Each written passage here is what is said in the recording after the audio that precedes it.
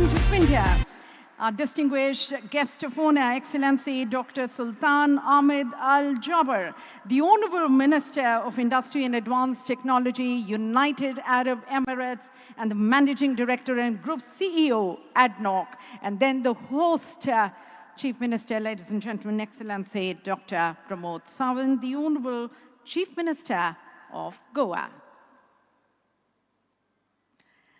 Kindly be taking your seats, ladies and gentlemen. Please be seated. Thank you. So, namaskar to everyone once again. With profound significance and a very deep sense of gratitude towards all the energy leaders, the captains of the industry, joining us from India and from across the world, from more than 120 countries of the world. Ladies and gentlemen, I welcome you all in the 4th edition of the India Energy Week and to its inaugural session. And ladies and gentlemen, as nations across the globe navigate the much complex and challenging energy transition at a very critical moment for our global markets, for geopolitics, for climate imperative, India today, ladies and gentlemen, stands at a defining moment, wherein it is not just transforming its energy ecosystem, it is shaping global conversations with its extended energy diplomacy and purposeful partnerships. India, ladies and gentlemen, stands as one of the most credible voice and a collaborative voice of the global South, working with partners across the region, including the Middle East. And as many of you might be aware, we have just formulated a deal with EU, which is called as the mother of all deals. India, ladies and gentlemen, under the leadership of Honorable Prime Minister, is advancing more secure, sustainable, inclusive, and pragmatic energy solutions. And then no country in the world, ladies and gentlemen, faces the dual challenge of growth and decarbonization as India does. But then, under the leadership of Prime Minister Modi, it extends a compelling example to the world how it is balancing its growth with sustainability, affordability, and equity, demonstrating that decarbonization and development can go hand in hand. And it is from this defining moment, ladies and gentlemen, and this decisive leadership that India Energy Week 2026 emerges. So as we open the gates to this 4-day energy platform, we stand once again privileged and honored that we are being led and guided by the charismatic global leader, the champion of Earth, our Honorable Prime Minister Modi. We open, ladies and gentlemen, with the inaugural address of Prime Minister Modi.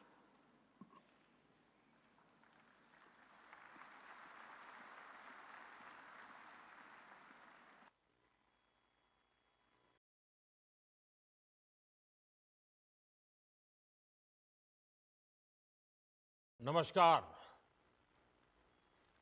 केंद्रीय मंत्रिमंडल के मेरे सहयोगी, गोवा के मुख्यमंत्री, अन्य मंत्रीगण, ambassadors, CEOs, सम्मानित अतिथिगण, अन्य सभी महानुभाव, देवी और सज्जनों, एनर्जी वीक के इस नए एडिशन में गोवा में दुनिया के करीब 125 देशों के प्रतिनिधि जुटे हैं।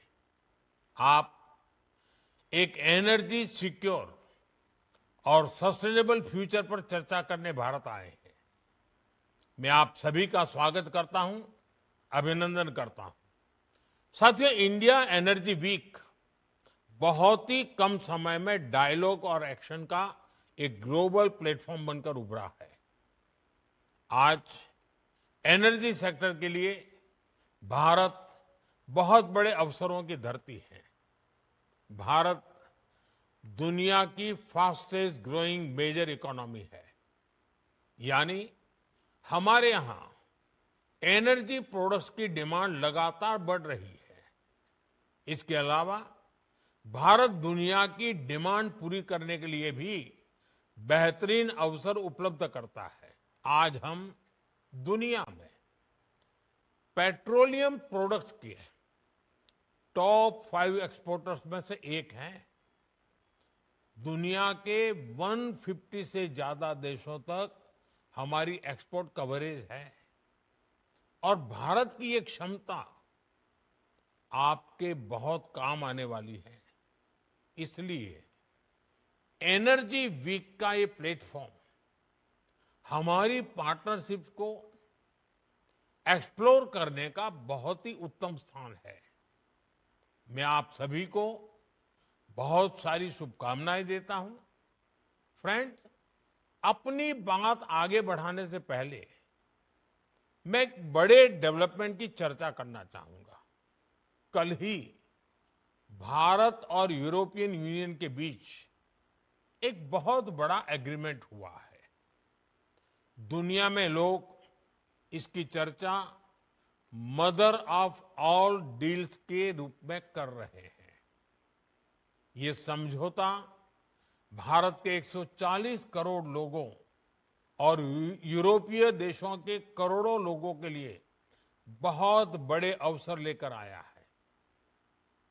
ये दुनिया की दो बड़ी इकोनॉमीज के बीच तालमेल का एक शानदार उदाहरण बना है। ये समझौता ग्लोबल जीडीपी के करीब 25% और ग्लोबल ट्रेड के करीब 1/3 हिस्से को रिप्रेजेंट करता है। ये समझौता ट्रेड के साथ साथ डेमोक्रेसी और रूल ऑफ लॉ के प्रति हमारे शेयर्ड कमिटमेंट को भी सशक्त करता है। साथियों, ईयू के साथ हुआ ये फ्री ट्रेड एग्रीमेंट ब्रिटेन और एप्टा समझौतों को भी कॉम्प्लीमेंट करेगा। इससे ट्रेड और ग्लोबल सप्लाई चेन दोनों को मजबूती मिलेगी। मैं भारत के नौजवानों को, सभी देशवासियों को इसके लिए बहुत बहुत बधाई देता हूं। मैं textile, James and jewellery, leather and shoes ऐसे हर सेक्टर से जुड़े साथियों को भी बधाई देता हूं। ये समझौता आपके लिए बहुत सहायक सिद्ध होगा। साथियों, इस ट्रेड डील से भारत में मैन्युफैक्चरिंग को तो बल मिलेगा ही, साथ ही सर्विसेज से जुड़े सेक्टर का भी और अधिक विस्तार होगा। ये फ्री ट्रेड एग्रीमेंट दुनिया के हर बिजनेस, हर इन्वेस्टर के लिए भारत पर कॉन्फिडेंस को और मजबूत करेगा। साथियों, भारत आज हर सेक्टर में ग्लोबल पार्टनरशिप पर बहुत अधिक काम कर रहा है। मैं अगर एनर्जी सेक्टर की ही चर्चा करूं तो यहां एनर्जी वैल्यू चेन से जुड़े हुए अलग अलग क्षेत्रों में निवेश की बहुत संभावनाएं हैं। आप एक्सप्लोरेशन का ही क्षेत्र ले लीजिए। भारत ने अपने एक्सप्लोरेशन सेक्टर को काफी ओपन कर दिया है। आपको हमारे डीप सी एक्सप्लोरेशन से जुड़े समुद्र मंथन मिशन की भी जानकारी है। हम इस दशक के अंत तक अपने ऑयल एंड गैस सेक्टर में इन्वेस्टमेंट को $100 बिलियन तक ले जाने का प्रयास कर रहे हैं। हमारा लक्ष्य एक्सप्लोरेशन के दायरे को भी 1 मिलियन स्क्वायर किलोमीटर तक विस्तार करने का है। इसी सोच के साथ हमारे यहां 170 से अधिक ब्लॉक्स को अवार्ड किया जा चुका है।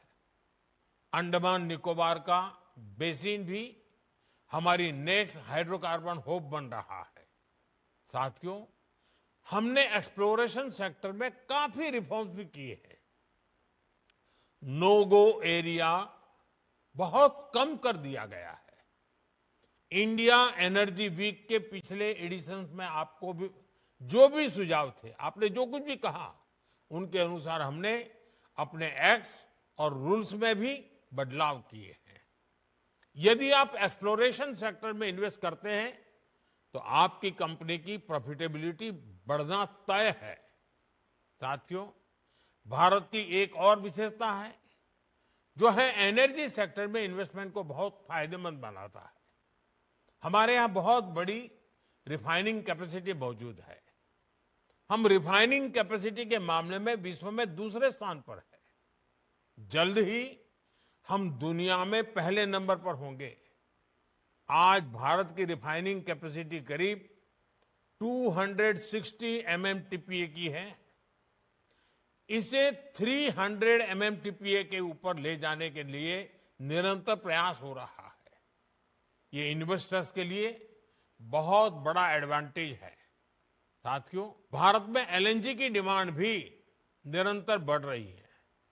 हमने अपनी टोटल एनर्जी डिमांड का 15% एलएनजी से पूरा करने का लक्ष्य रखा है।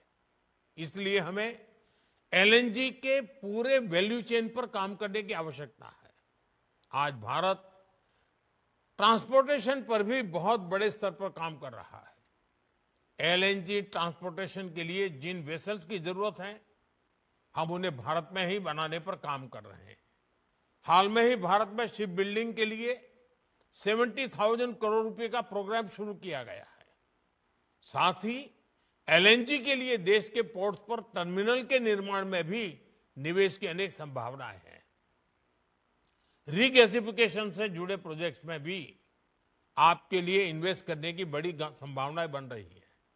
साथियों, एलएनजी के ट्रांसपोर्टेशन के लिए भारत में बहुत बड़ी पाइपलाइन की भी अब जरूरत है। बीते सालों में इस पर हमने बहुत निवेश किया है, लेकिन अभी भी बहुत बड़े पैमाने पर इन्वेस्टमेंट के लिए संभावनाएं हैं।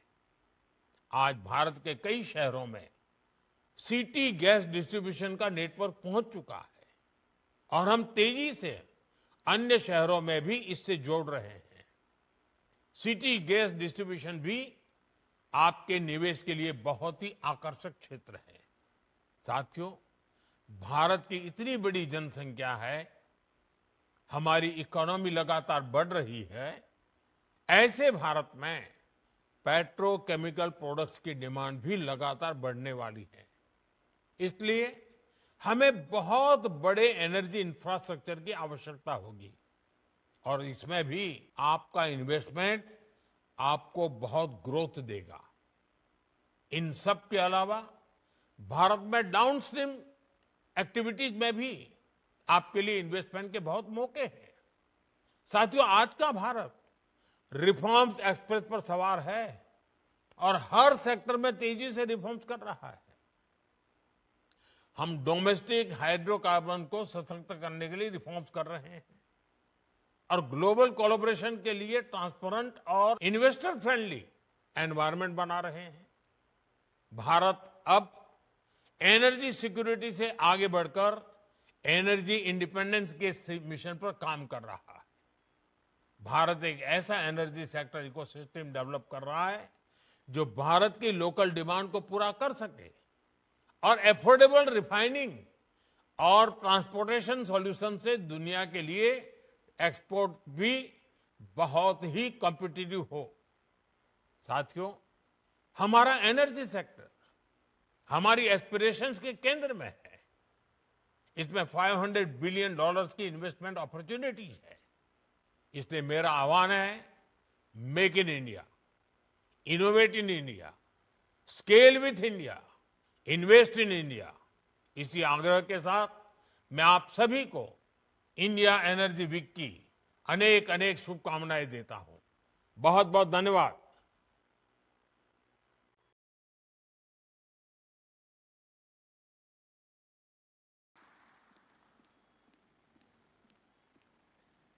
Ladies and gentlemen, that's the message of our Honorable Prime Minister highlighting the potential of India in the energy sector, the 360-degree vision and mission of India in the energy sector.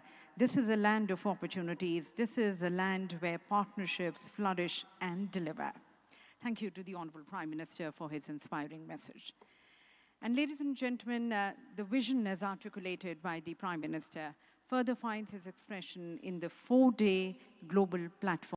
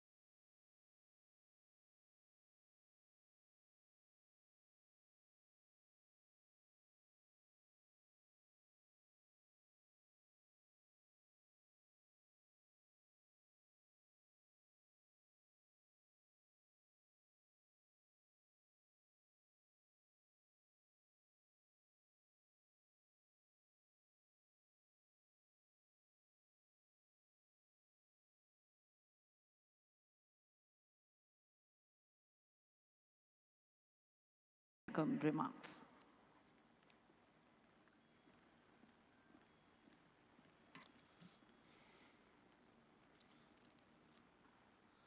Good morning, friends. For the India Energy Week 2026, along with me, Mr. Hardeep Singh Puri, Honorable Minister for the Petroleum, His Excellency Dr. Sultan Ahmad Ali Jaber, the Minister of the Industries and Advanced Technology, MD, Group of CEO and ADONC UAE. A warm welcome to all the distinguished dignitaries among the audience. A warm welcome to India Energy Week 2026. It is my honor and privilege to welcome you all to India Energy Week 2026, one of the world's most important platforms shaping the future of energy. Your presence makes this gathering truly international in the spirit and historic in significance. India Energy Week has evolved into more than a conference. It is a place where the global energy commitment meets with a shared goal to move from the ideas to action and from ambitions to implementations. Goa is an honor to host this important dialogue and to serve the permanent home for India Energy Week. This is not only the proud moment for Goa, it is a meaningful responsibility. At this important moment, I would like to express a deep appreciation for the visionary leadership of Honorable Prime Minister Shri Narendra Modi ji, who consistently strengthened India's path towards the energy security, energy self-reliance, and climate responsibility. Under his leadership, India has emerged as a global voice of solutions anchored in capability, confidence, and commitment. Our energy journey today reflects not only the nation's priority, but also the clear international message India will lead with the responsibility, innovations, and inclusive growth. India's progress towards the Vikasit Bharat depends on the reliable energy, power that is available, affordable, and resilient. Goa fully shares these national visions and committed to building a Vikasit Goa supported by the sustainable development and future-ready infrastructure. Goa has articulated a clean energy roadmap and with the vision to transition towards the 100%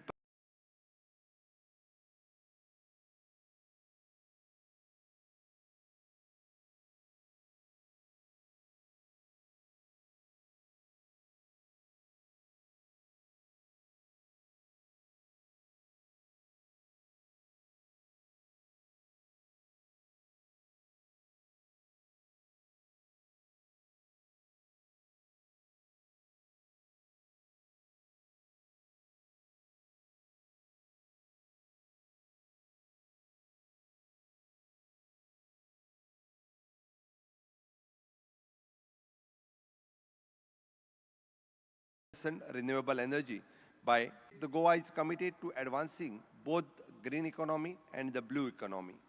We believe clean energy and sustainable development must progress together with the responsible use of ocean resource. This balance will define our future where economic progress supports the environmental protections and developmental strength resilience. India Energy Week 2026 is a moment for partnership. The world needs the solution that are practical, scalable, and inclusive. Let us use this platform to collaborate across the border, share best practices, mobilize investment, and accelerate the innovation so that the energy transitions become the global success story. Once again, I warmly welcome to all of you to Goa. I wish a productive, meaningful, and impactful India Energy Week 2026. Jai Hind, Jai Bharat.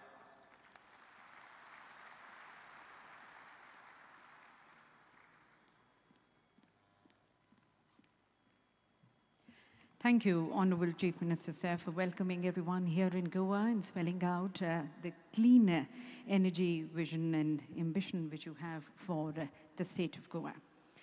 And now, ladies and gentlemen, as we seek to be led and guided by our Honorable Minister, a former diplomat who's also been India's permanent representative to United Nations and whose stewardship continues to position India at the center of global energy dialogue.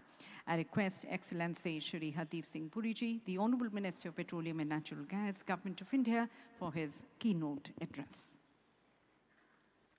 Your Excellency, Dr. Sultan Al Jaber, Minister of Industry and Advanced Technology, and ADNOC MD and Group CEO from the United Arab Emirates, I want to thank you in particular for joining us this morning to deliver the keynote address.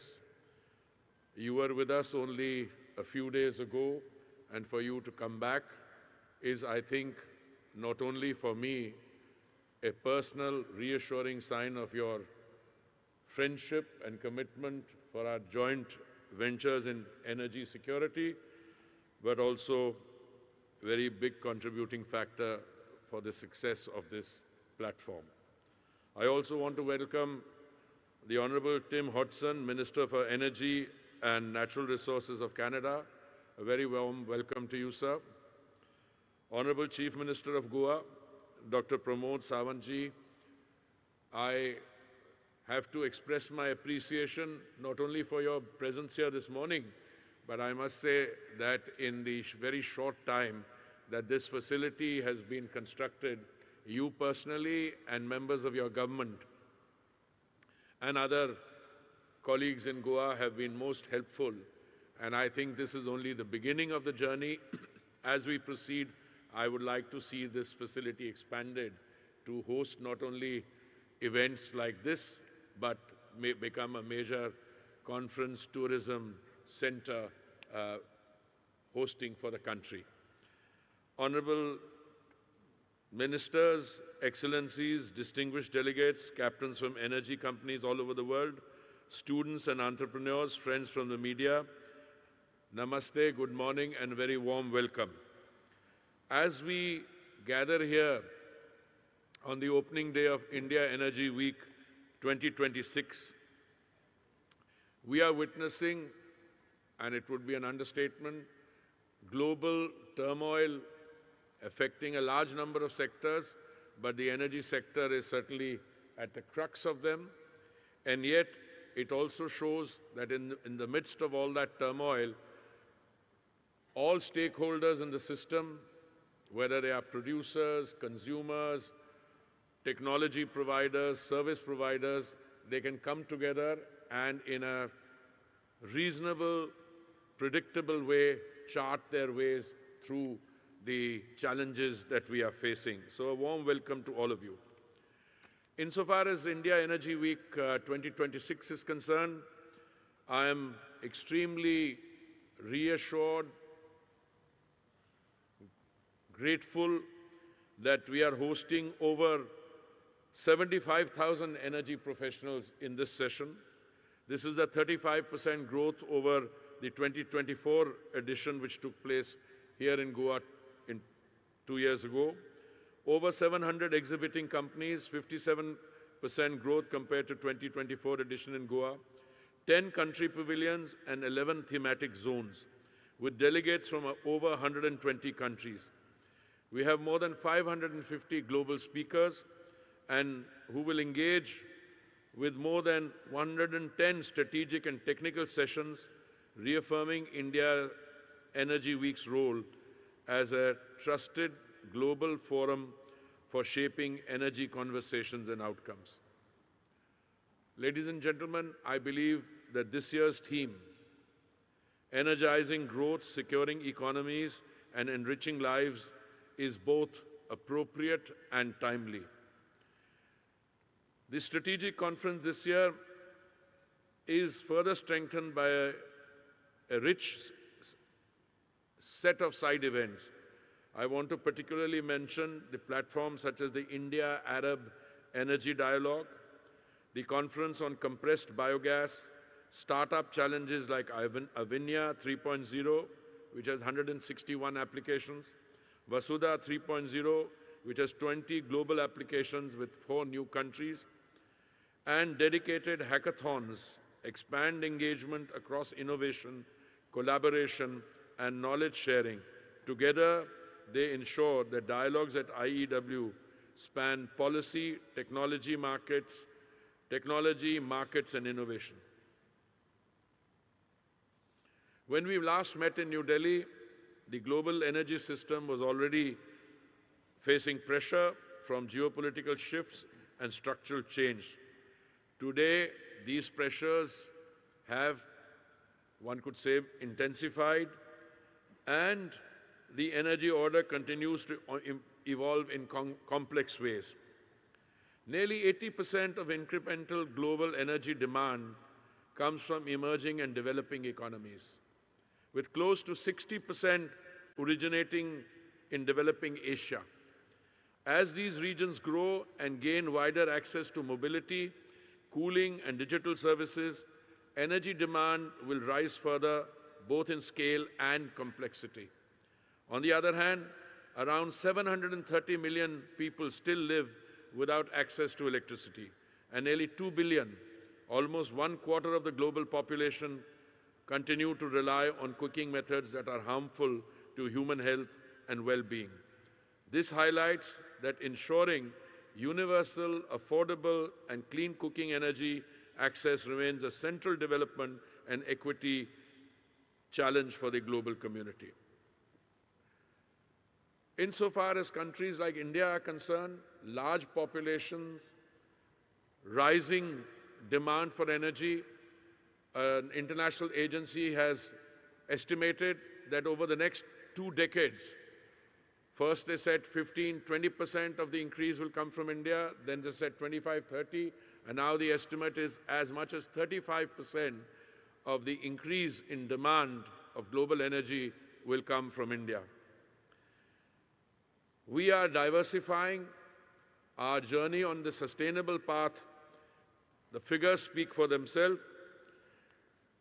But equally, as we have moved to 20% biofuel blending, we are making major strides in green hydrogen, in compressed biogas, CNG, our emphasis on LNG.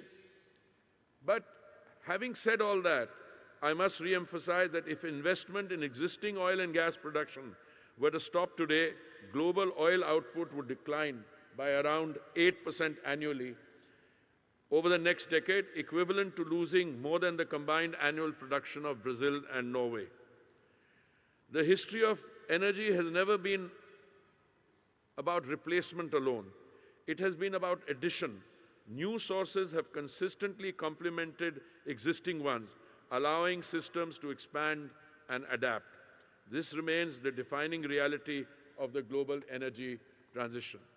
Insofar as we are concerned, our trilemma continues to be the same: consistent availability, affordability, and sustainability. Nowhere in the last 5 years, at no time, has any part of India ever felt that there has been a lack of availability of energy. And if there were to be, as my young colleague sitting next to me would say, for a democratically elected government, lack of energy has consequences which go very far.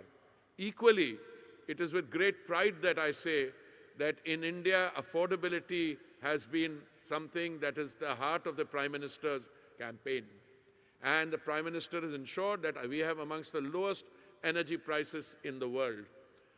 They cannot be sometimes as low as my distinguished brother sitting on my left, but for a country like us, where energy is more than a question of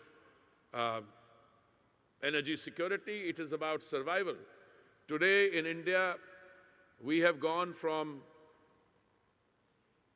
14 crore LPG cylinder connections in 2014 to 33 crores, 330 million connections, which means 330 million households have been connected. And for those who are beneficiaries of the Ujjwala scheme, we provide clean cooking gas to a household which costs barely 5 or 6 rupees a day.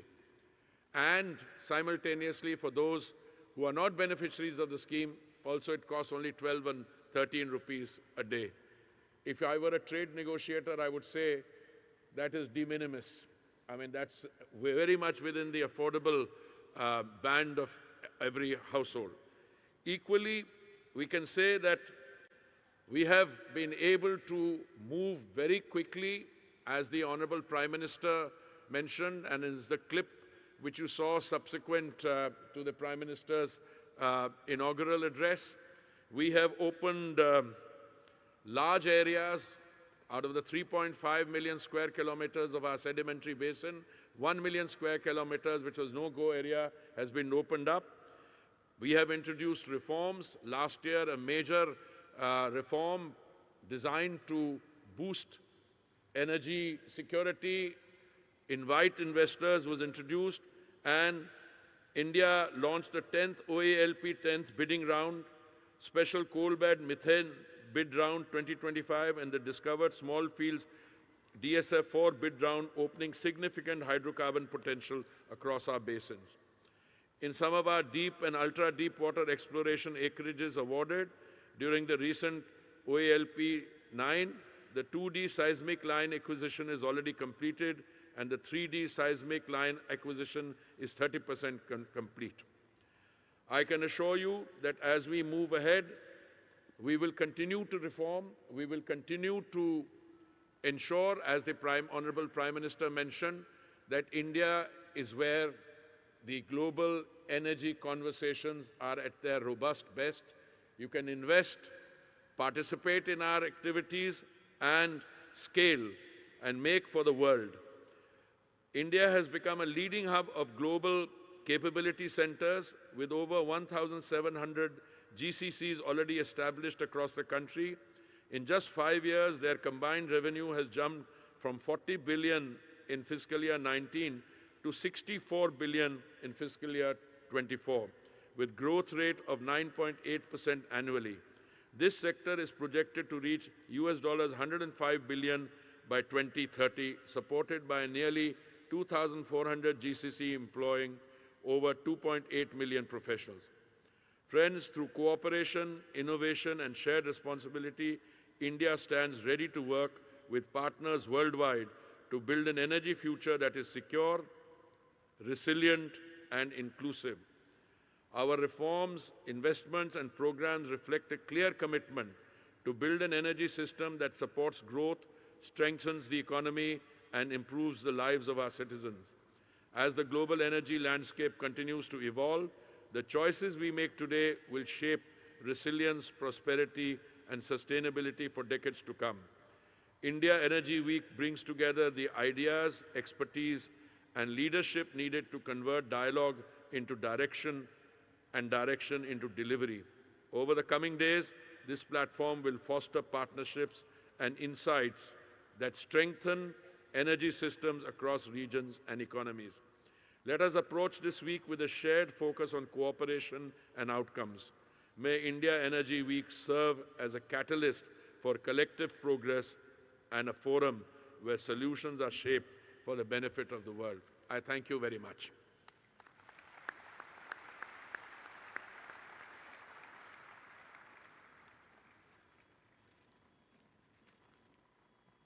Thank you, Honorable Minister, sir, for your very comprehensive keynote address highlighting the committed energy transition and decarbonization pathway of India as it works with the nations of the world towards energizing growth, enriching the lives of our 1.4 billion people and securing economy.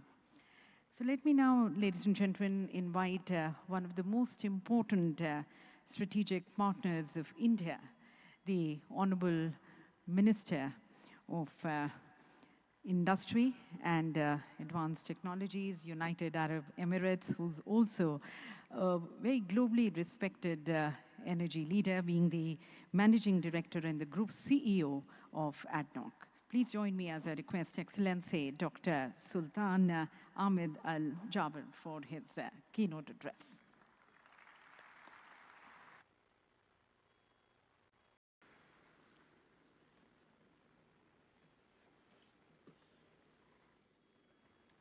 Your Excellencies, distinguished delegates, colleagues, ladies and gentlemen, my good friends, it is indeed with great pleasure that I join you here in Goa for this very important and relevant India Energy Week. I'm very happy to see so many of my friends, colleagues, and in fact, very familiar faces here in Goa. Allow me, though, to start by thanking my very good friend, His Excellency Hardeep Singh Puri, Minister of Petroleum and Natural Gas, for his kind invitation to join this distinguished gathering, for his warm welcome and his known hospitality. I thank you, sir, for everything you've done for us. And as I look around,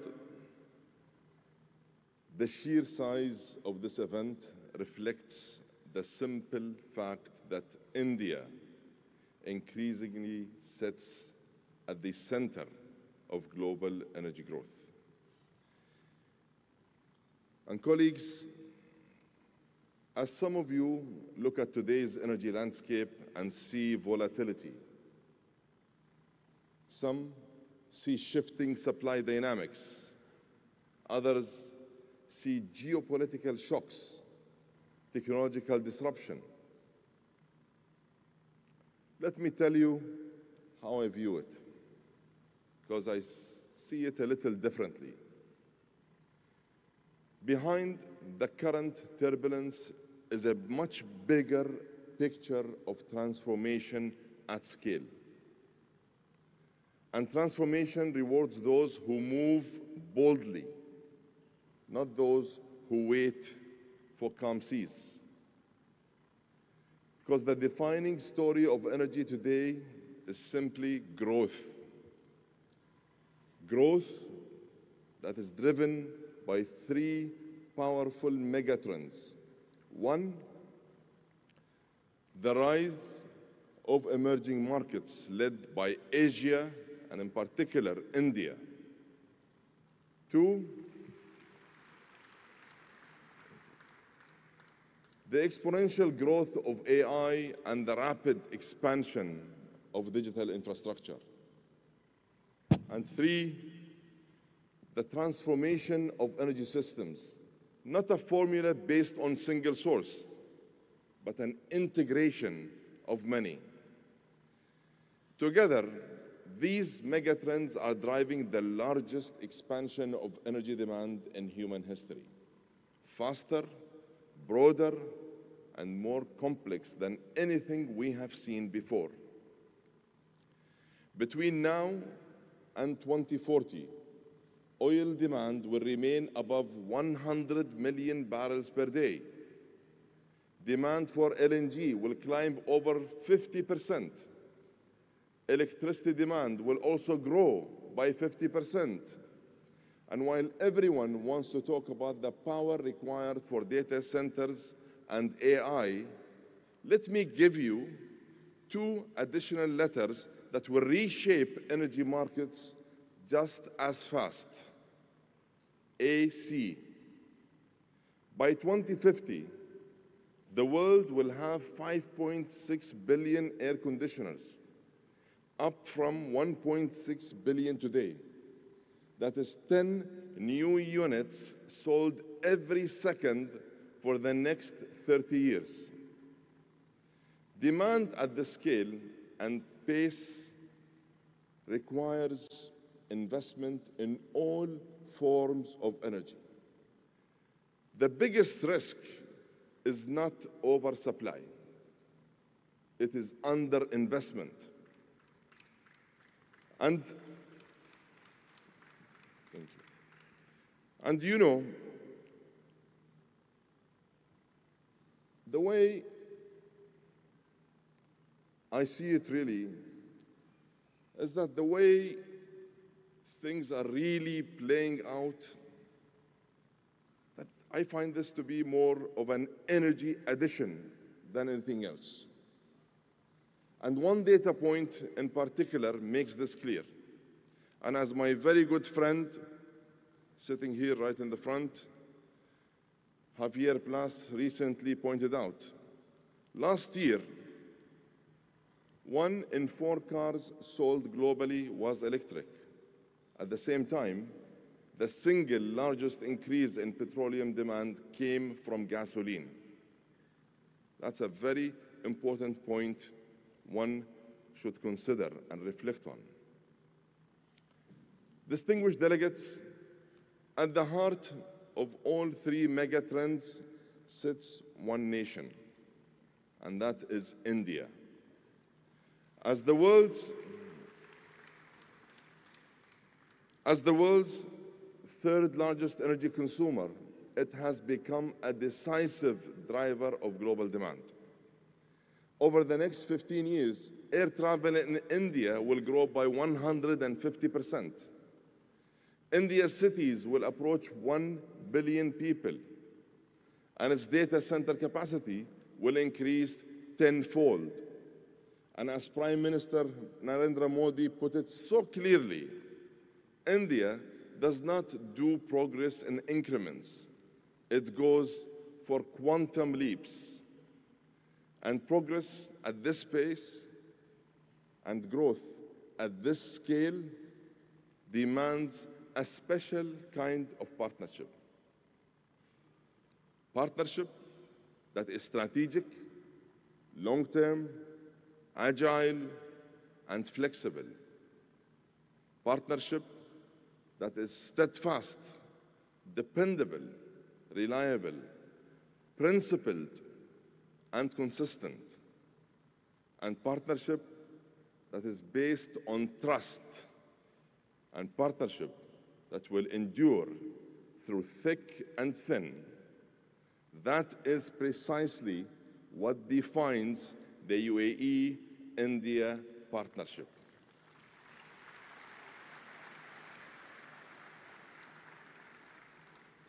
Last year, trade between our 2 countries passed the $100 billion mark, a record high, spanning technology, logistics, infrastructure, health, education, culture, tourism, and of course, energy of all forms, conventional, unconventional, alternatives, and renewables, as well as infrastructure related to energy.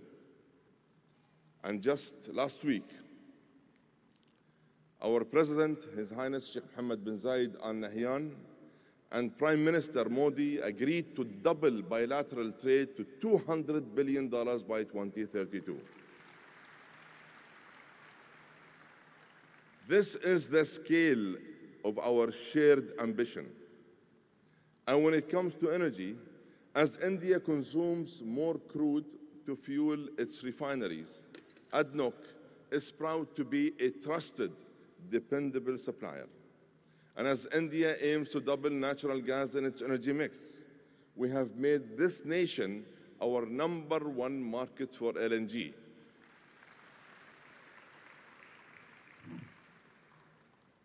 As millions of Indians' households turn to cleaner cooking fuels, we are already India's largest supplier of LPG. We will continue to supply feedstocks and chemicals for India's petrochemical and industrial needs. And as India builds out its renewable energy capacity, we are investing alongside you across 11 gigawatts of solar, wind, and storage through our global climate investment vehicle, Altera.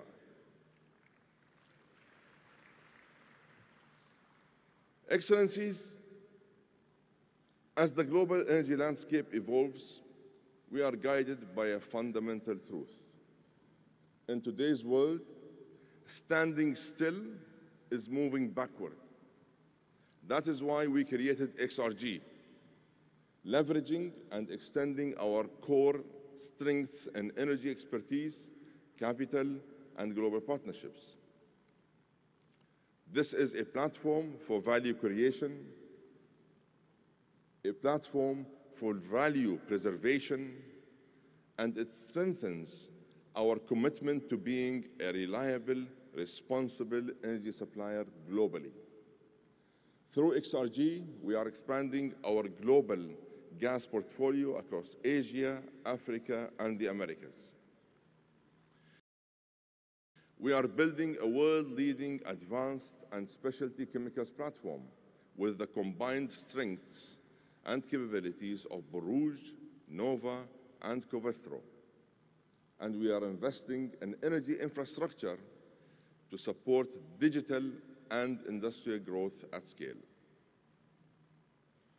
At the same time, we are reimagining what a 21st century energy company should look like, with AI as its engine.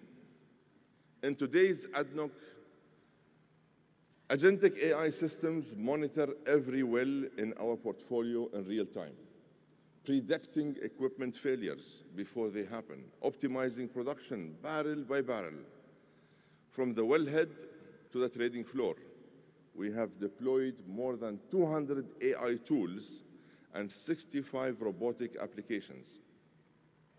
And as a result, we have cut unplanned shutdowns in half, boosted performance, driven efficiency, and reinforced resilience. This is not a pilot program. This is, in fact, how we operate today. And as we build our portfolio of AI tools through our homegrown company, AIQ, we are open to collaborating with partners who seek to enhance their own capabilities and ensure their resilience.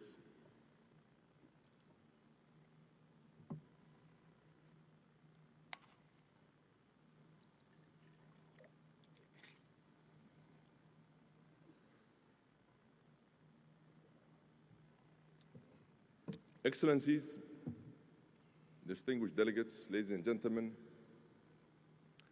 in an era of constant change, reliable partnerships are the real strategic reserves. That is why, decades ago, our leadership in the United Arab Emirates made a strategic choice to design an economy that is open to the world, open trade, open ports, open skies, and the results speak for themselves. In just 3 years, we have achieved 35 comprehensive economic partnership agreements, fully activated. The very first of those was with India.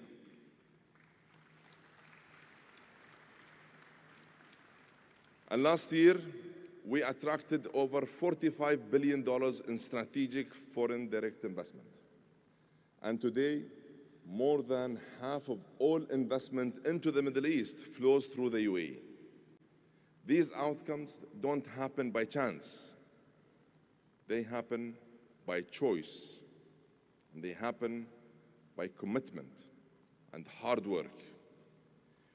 We know who we are, and we know where we're going. And our values never change. Our values are our North Star. When we trust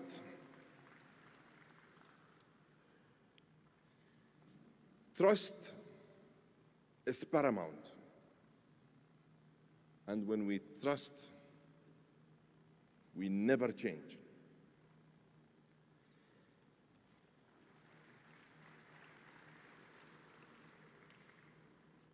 We let our record speak. When credibility counts, we deliver. When partners value certainty, we offer consistency. And in the moments that matter, we show up. If you are an investor seeking predictable returns, look to the UAE. If good governance and the rule of law are essential, you will find them in the UAE. And if you want a partner whose conviction will not waver, you can count on the UAE.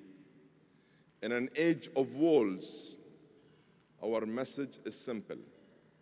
Build doors, and the world will walk through them. And I invite you all,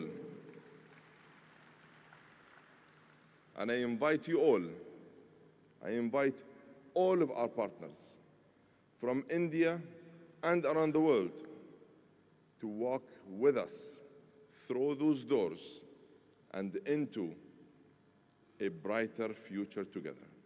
I thank you.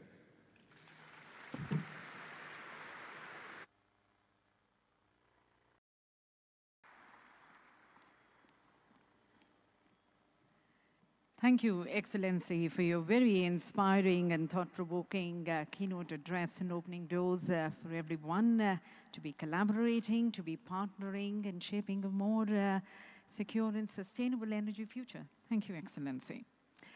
And thank you also to Excellency Dr. Pramod Sawant. With that, ladies and gentlemen, we are going to be moving now into the opening ministerial panel.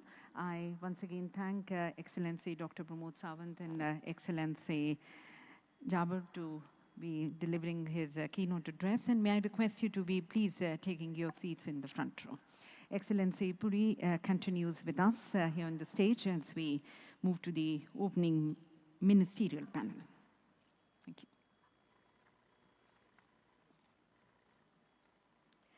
So, ladies and gentlemen, we now move into the opening ministerial panel on a very relevant topic and a timely topic of charting a course through uncertainty, securing affordable, accessible, and sustainable energy in turbulent world. This panel once again brings together the energy leaders as we chalk out the way forward for our energy markets, for our countries. Just set the stage towards this panel. Joining us in this panel will be the Honorable Minister from Canada and also the Secretary General of the International Energy Forum. In fact, the address which we had of our Honorable Minister, of the host Chief Minister, and of Excellency Dr. Sultan Al Ahmed Jabbar, it actually has set the tone, given a strategic direction to our conversations, which we begin now. So please join me, ladies and gentlemen, as I invite here on the dais Excellency Mr. Tim Hodgson, the Honorable Minister of Energy and Natural Resources, Canada. A nation, ladies and gentlemen, that stands central to global energy supply, innovation, and the responsible development of natural resources. Joining us here on the dais is also the Secretary General of the International Energy Forum, Honorable Mr. Jassim Al-Shirawi.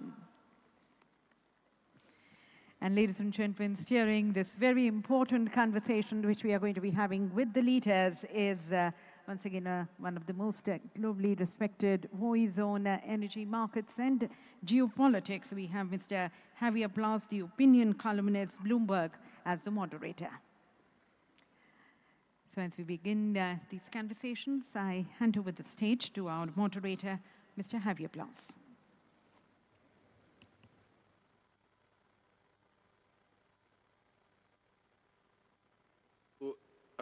Thank you so much, and welcome everyone to India Energy Week. It's my great honor to be moderating this panel. Mr. Puri, I do congratulate you for this facility. I believe that your country built this conference center in 13 months, and that's certainly impressive. So well done, and thank you also for organizing the weather. I come from London. I think that you, sir, were the Deputy High Commissioner in London about 25 years ago, and you know well what the London weather looks like on a morning in January. So well done also for the weather. Thank you. Thank you, Mr. Moderator. Thank you for moderating this session. Thank you for your very kind comments on this new facility. Yes, and I want to thank all those concerned. It was constructed in a short period of time, I think 13 months. ONGC had 250 acres of land, and during a conversation, the idea came up, and well, the rest is history. But I believe this is only the beginning. I'm going to encourage them to, in fact, develop this facility and ensure that the venue becomes a major global conference tourism attraction. Insofar as the weather is concerned, if I may be allowed to say, I think you exaggerate a little about my ability to get things done. Because if I had my ability, I want to thank the Chief Minister who is in charge of that department, the weather department. But I somehow worry about extremes. So what you said about London, we had a storm in the United States where it was -17 in parts of New York and thereabouts. I would have preferred it a little cooler in Goa, but it's still, if it's given a choice between the weather here and the weather in London, even though I like London very much, my preference would be Goa just now. Thank you, Minister. I think that Minister Hodgson of Canada and I will probably happily take for now the weather in Goa. As I left, we were getting 3 feet of snow in Toronto, so I'm very happy to be in Goa. Excellent. I'm very lucky. I have a fantastic panel, Minister Puri of India, Minister Hodgson of Canada, and Secretary General Yassin Al-Sarawi of the International Energy Forum. And Secretary General, let me use your fantastic abilities to be my expert on this panel. If I may perhaps start with you. When you look at the energy landscape today, what do you see and what are you expecting in the next few years?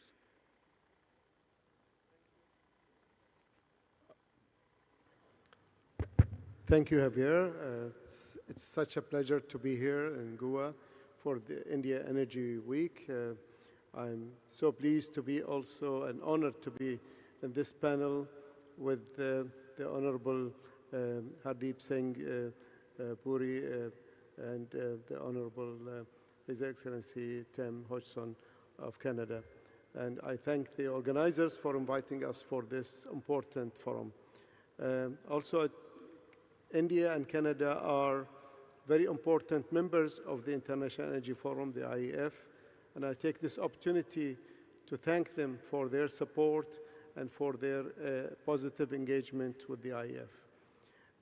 As far as the, talking about the trends and the themes, I think the previous speakers, particularly His Honorable Prime Minister of India and Honorable Minister Hardeep Singh Puri and His Excellency Dr. Sultan Al-Jaber have really put nice words to set the scene.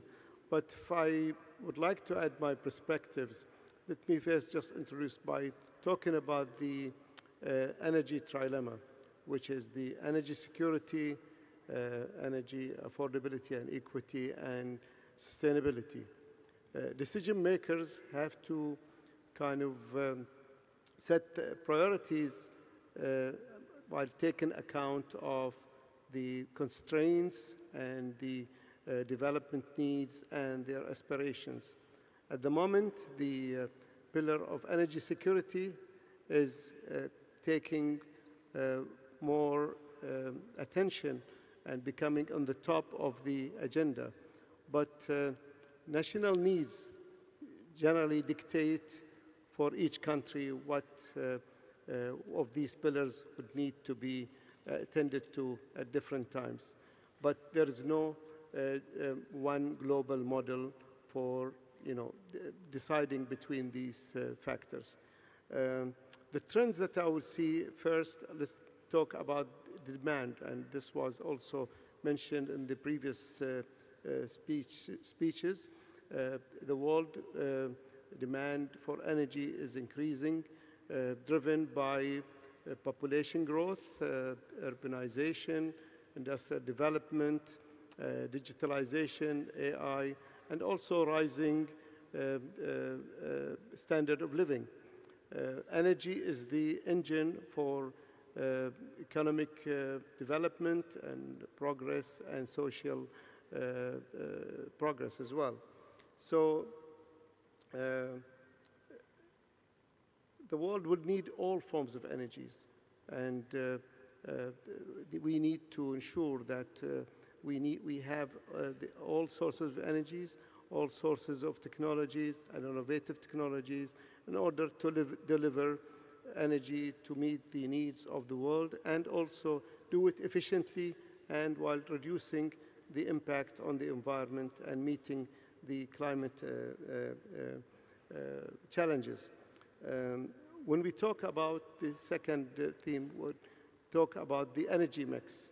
The energy systems are evolving rapidly, but oil and gas will remain fundamental and critical to industries, and it is driven by, again, industrial development.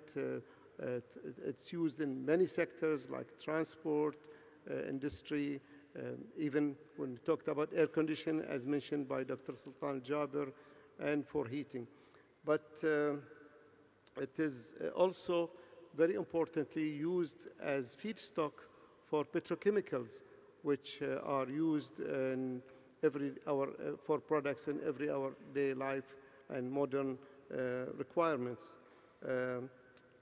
But also when we produce and consume oil and gas, we have to ensure that we reduce its impact on the environment and also reduce emission and manage decarbonization. The next theme, I think, we'll talk about electrification. Electrification is on the rise, and it's driven by industrial requirements, mobility, EV cars, digitalization, and air conditioning. But when we talk about electrification, the center of gravity is being shifted toward power systems and putting the spotlight on electrical grid.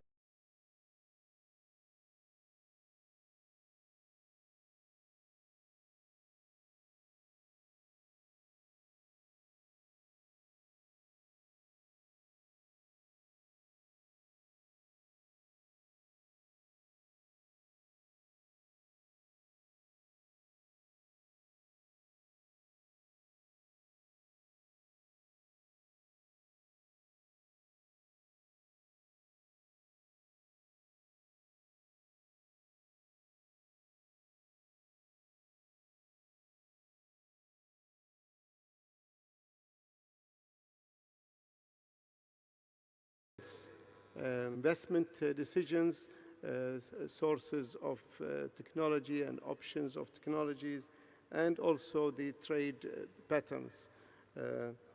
Renewables, solar and wind, are on the rise and they are being scaled up, but they also face issues like permitting, land access, infrastructure, grids, capacity, and most importantly also backup systems to meet and to ensure that we deliver, and meet the demands and the transition requirements.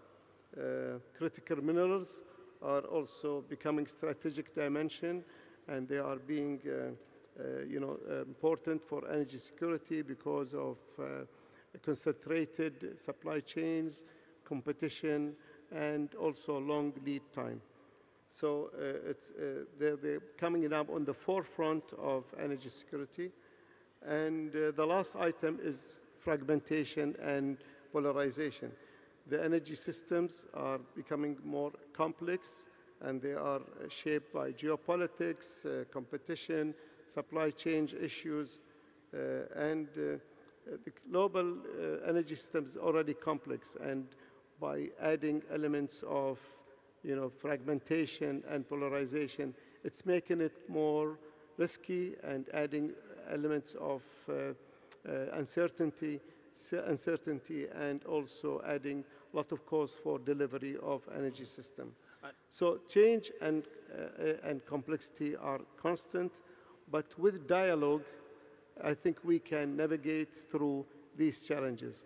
And the IEF is the global home of dialogue between consumers and producers of energy, and I welcome everybody to be joining the IEF and our dialogue and our journey to navigate through these challenges. When I was listening the comments of the Secretary General, Minister Hodgson, I was hearing a lot of themes that sound to me as Canada. Oil and gas supply, renewable energy like hydropower, commitment to climate change, critical minerals where your country is a big producer.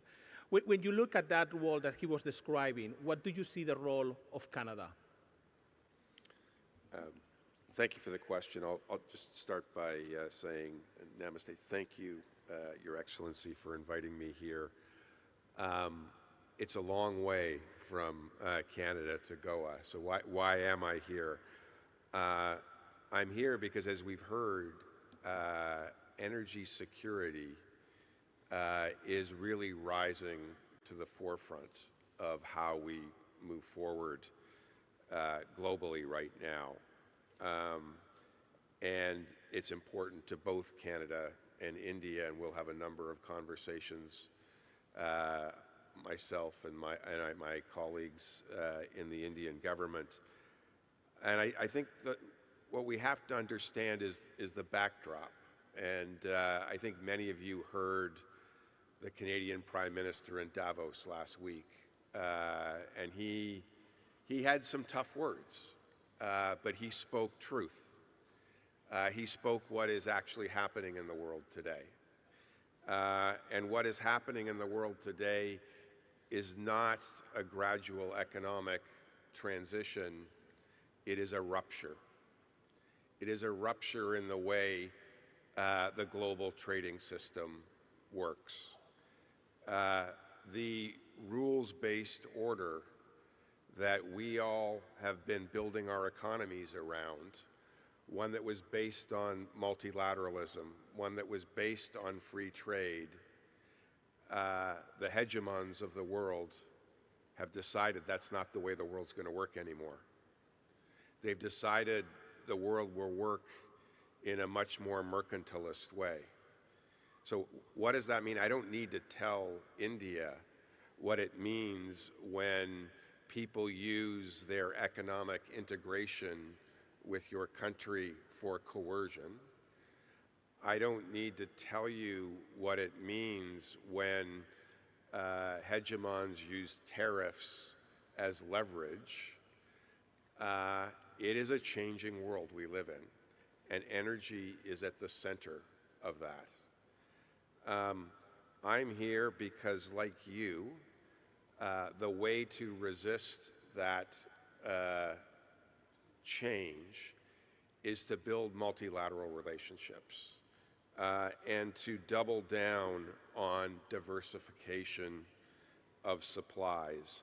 What you just did with the EU signing the mother of all deals was a perfect example of how to say, no, we're not going to live in a world where might makes right. We're not going to live in a world where the strongest put tariffs on everyone else. We're going to live in a world where we believe in free trade, where we believe in trusted relationships. In Canada, we are one of the largest energy producers in the world. As was said, we are the in terms of critical minerals, to power your energy transition, you need access to critical minerals. You've built a $4 billion fund to help bring those resources here so you can be the leader in clean energy you want to be. Canada is a great supplier of those critical minerals, and we'll be talking about that. And a number of our companies are here at this conference to both help you develop your own critical minerals, but where we have ones to share to help you with energy transition, we will be doing that. I think, Your Excellency, you talked about LNG becoming 15% of your energy mix. What I hear when I visit places like London or Germany I hear very clearly, hey, we made a mistake. We relied on one supplier for natural gas, and that was a very strategic blunder. We can never let that happen again. We need to diversify our supply.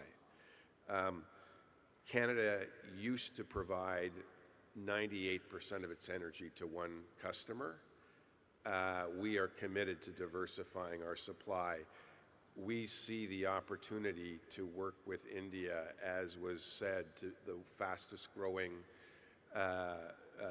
demand for energy in the world will be in India, whether it's LNG, LPG, uranium, where we have the world's largest supplies of uranium, whether it's oil.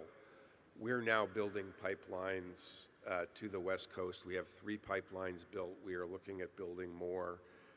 That is because we believe the world we want to live in is one where we're going to trade with everyone. We will never use our energy for coercion. We believe middle powers should work together to resist hegemony, and that's why I'm here. Thank you, sir. Mr. Puri, you bring a fantastic angle to this discussion because you spent nearly 4 decades in the foreign service in India with very distinguished positions in London, Brazil, United Nations. And you have been Minister of Petroleum for nearly 5 years in a very volatile world. So bringing that lens of your previous experience as a diplomat and your new lens as a minister in the energy arena, what do you see today and how do you navigate that new landscape that you have in front? Thank you very much, Mr. Moderator. Yes, I spent 39 years in the Foreign Service as a diplomat. I also spent 4 years after that international think tanking, and now this is my 9th year in the Council of Ministers. But I think one of the more defining lessons for me was as a student of history. You know, I study continuity and change as a discipline. And I genuinely believe that whenever you are faced with a challenge, there is also an opportunity. And I want to steer away from characterizing the global turbulence. There is turbulence. I mean, anyone who tells you there's no turbulence, I think lives in a fairy, Alice in Cuckoo Land kind of situation. There is turbulence. Did we create the turbulence? The answer is no. But we have a set of circumstances which are unfolding. Somebody is dealing the cards, a number of people are dealing the cards, and we have to adapt. Now, for a country like India, I think it's not just a negotiating strategy. I mean, I may honestly tell you that it's a survival. If we don't have energy, energy is the lifeline of an economy, lifeline of an economy. And you mentioned, my colleague from Canada mentioned our desire to take natural gas from 6% to 15% of our energy mix. Yes, we very much want to do it. We have made efforts, but I'm sorry, I must make this confession that we are still closer to the 6 than to the 15.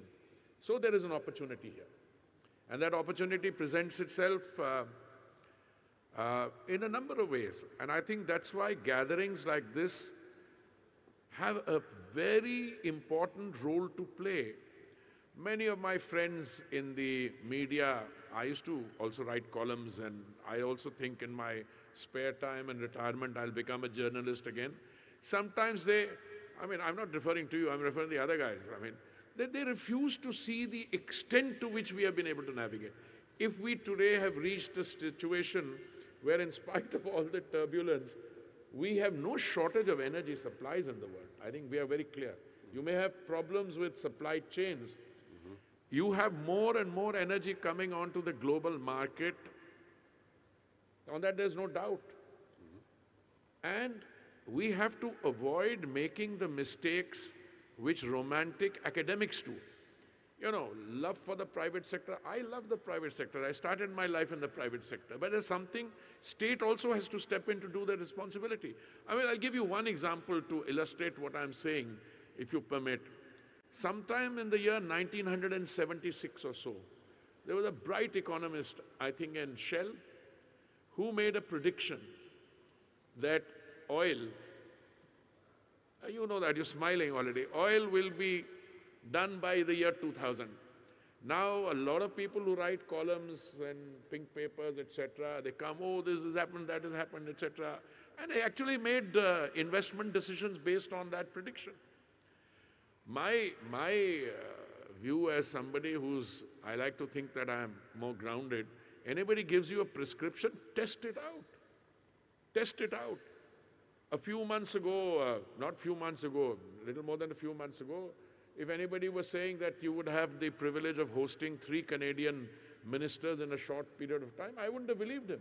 Because our discourse was on something completely, again, I don't want to get into it. There was something, I mean, you know, wherever I've served in New York, in Brasilia, and Geneva, some of my closest friends were the Canadians. We could relate to them. We could talk about it. Today, we put that side behind us, and we are now talking about, I had your trade minister, one of your ministers, Mr. Sandhu, the Premier of British Columbia, and you, and I'm looking forward to bilateral discussion. I want to just say 2 things to take this discussion, and thank you, we have a very eminent moderator who knows the sector. Today, I believe, amidst all the turbulence, amidst all the challenges, there's a great opportunity. Yes. Because we have shed the romantic notions of the world's calm status quo. It isn't. And there are several people who are, have the capacity to cause those. I don't think I have the capacity because I need to look after my domestic consumption and domestic availability. But we have also learned that we will navigate through this. And we will navigate to make the world, in terms of the energy component of economic growth, much more resilient, predictable, which will come through adaptation. And I think that is something taking place. Today, I believe that the transition which is taking place, and Sultan Jaber, our colleague from UAE, mentioned the technology aspect of that, you know, how newer technologies are coming in. One of you mentioned, I think, in the morning that you will have God knows how many billion new air conditioners coming up, what means one air conditioner being installed every second, and we were discussing some of the predictions you had made when we were in the assembly room.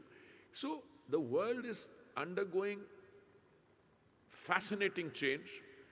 The global energy scenario is changing, but I feel very confident when I meet colleagues and participate in events like this, that we will not only navigate, we will take it to a very positive outcome. Minister, one way that you have navigated this landscape has been how you have diversified your sources of energy, and particularly thinking about oil. It's very different to what used to be even 5 years ago. When you look at the future, do you see kind of a comeback to business as usual, or what you used to do 5 years ago? What is your strategy of sourcing oil? No, first of all, when you talk about our situation, it is characterized by growing demand. I think that has come out in all the presentations. When I was associated with this portfolio 5 years ago nearly, our daily consumption was 5 million barrels a day. Today, it is more than 5.6 million barrels a day. And if you look at the period ahead, by 2030, it will be very much more. Okay, now, we used to import from 27 destinations, sources. Today, we are buying cargoes from 41 destinations. There was a time when our total imports of 5 million barrels a day was roughly divided between 800,000 barrels from 3 or 4 suppliers and the rest being taken up. There were some sources which were not even showing up on our statistic. They became big. Now the global's changing, all right? The good news is there is more and more and more energy coming on the global market. So I am a firm believer, and people didn't believe this a few years ago when I used to tell them, that if there is a question in your mind that you are sitting on a lot of energy, should you release it in bits and pieces? A producers grouping will want to do that. They will say, we will, I'm not saying, there were 102 million barrels. I'm not criticizing anybody. 102 million barrels was the production. It was scaled back by 5 million barrels, etc. Then other sources coming in. How much of that is affecting the price? Now, more and more energy is coming on the market. The United States is a very major producer. I think 13 million barrels a day they are producing. Canada is an increasing thing, and you've got pipelines, you've got gasification. We have one of our companies, IOCL, has a major investment there. If you set up these new 6 gasification plants, we'd be able to extract bring that gas in here. Brazil, a country I'm familiar with, they used to produce 3 million barrels a day. They're producing another 140,000. Let's look at Guyana. Oh my God. It's huge, and it will be bigger when it comes. So I think more energy is coming on the market, and if we get the rest of the negotiation right, it'll be better. It's not a producers versus consumers. Countries like India are producers and consumers and exporters. I think a stable global energy market is in everyone's interest. Minister Hodgson, on that front, you are a growing oil producer. You just built, or your country just built a new pipeline to the West Coast. What role do you see of Canada supplying, particularly from that West Coast, into the growing and rapidly growing markets in Asia? Yes, so we've gone from producing about 1 million barrels a day 15 years ago to 5 million barrels today, about the amount that you use. We have the 4th largest reserves in the world. To put it into perspective, I think the U.S. has about 8 years worth of proven and probable reserves. Canada has 100 years of proven and probable reserves. We will develop that. We are in the process of expanding our pipelines today. India has just started taking its first cargoes in several of its refineries. Several of your refineries are being expanded to use a heavier slate of crude, which actually matches up perfectly with what we're doing. And the interesting thing is that slate is great for petrochemicals and great for producing plastics and EVs. So it's not just about gasoline, it's also about contributing to the energy transition. So we are working hard to diversify on LNG. We've set up our first export terminal. It's doing 12 million tons per annum. Right now, most of that gas is going to Japan, Korea, Malaysia, China, and then Shell is sending it around the world. But we've got projects in place to take that up to 50 million tons per annum over the next 5 or 6 years. And so there's a tremendous opportunity for us to help you meet some of your need. And then LPG is the other opportunity, where you talked about connecting 380 million homes and clean cooking.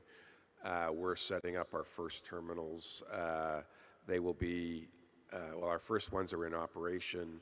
We've got another one coming on this summer, and we've got more coming after that. So I think we can be a good and reliable supplier to India. I want to thank, can I just come in Please. For a minute? You know, I hear you. That's been exactly our assessment, and I think you're fortifying that. And when you have your bilateral discussions here, I think some of this can be followed up. But I'm also very interested in highlighting another area where cooperation between countries such as ours, including the UAE, including many friends in the Arab world, etc., it's going beyond traditional fossil fuel and derivative engagement. I mean, critical minerals is an area where there's tremendous scope, I think. We are also into the green hydrogen business a lot. I think we've succeeded through 3 tenders to bring down the cost per kilogram way beyond what I expected in my tenure. So green hydrogen is an area we've developed. Small modular reactors, the nuclear ones, but I don't think we're going to get net zero if we don't go into that route, etc. And all these areas, I believe, there's enough scope for cooperation, and that's what makes a platform like this, which is not just energy in the traditional. I mean, you have fossil fuel, you have renewables, and you have the SMRs, you have green hydrogen. In fact, we have got some of these on display also. We're building the first 4 SMRs right now outside of Toronto. That's creating a system for those types of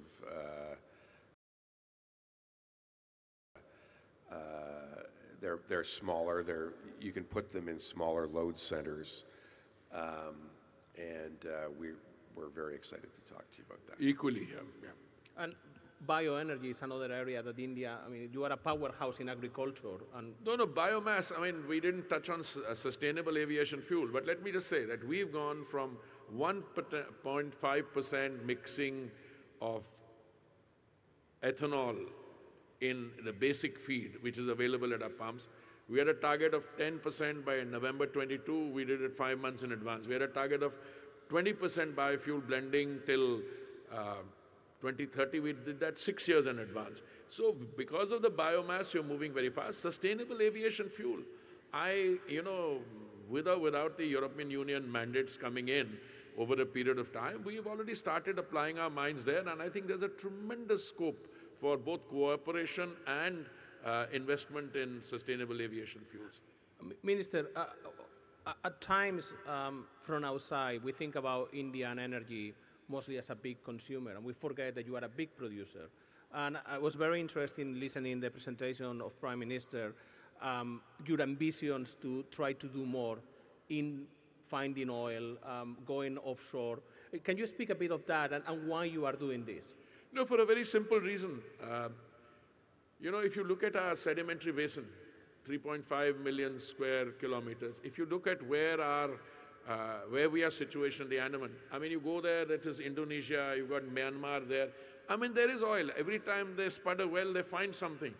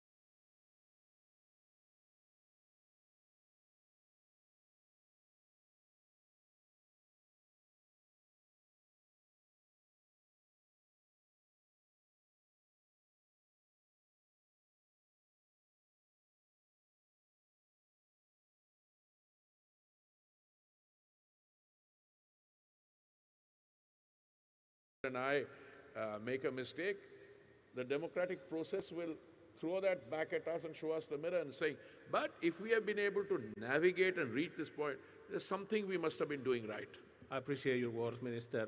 We have only 3-4 minutes left, but I want to touch upon an area that you both have mentioned, and it's critical minerals. And if I can briefly bring this, one looks at critical minerals, it's just almost like driving at night blindfolded in a road that you have never been, because we barely have any good data. So, Secretary General, what can we do to improve that data? Thank you. Yeah, we are truly a believer in importance of data, and data leads to better decisions, and they reduce uncertainty. We have been the custodian of the Joint Organization Data Initiative, JODI, and we have last year celebrated 20 years of JODI oil, and since 2014 we have been also providing data on natural gas. We are at the IEF looking to expand JODI, and we are exploring the possibility of adding other matrices like sustainability, and also could be critical minerals, because like you mentioned, it's an area that lacks data. But we are working with our partners. We work now with 7 international bodies like the UN, the Eurasia, APEC and Asia Pacific, OLADI in Latin America, and the OPEC and the IEA, and the Gas Exporting Countries Forum. And we are looking to expand with other organizations like IRENA and other organizations in order to partner to improve the data availability to the energy arena. Minister Hodgson, during the period that Canada was the chair of the G7, you made a big push into critical minerals and tried to get the G7 working together. Can you give us an update of those efforts? Where are we, and what are you planning further for critical minerals? So we're at the last G7, we announced 26 transactions with 11 different countries, working on improving the investable minerals, trying to create greater certainty. That's through offtake agreements, in some cases price floors. That's in providing money for infrastructure. I know many other countries have been invited to start participating in the buyers group. What we're trying to do is create more of a level playing field. We've got one of the hegemons who's interested in controlling supply chains, and they have used that as part of the geopolitics that we're seeing. The critical minerals buying group is designed to create more certainty of supply for OEMs around the world.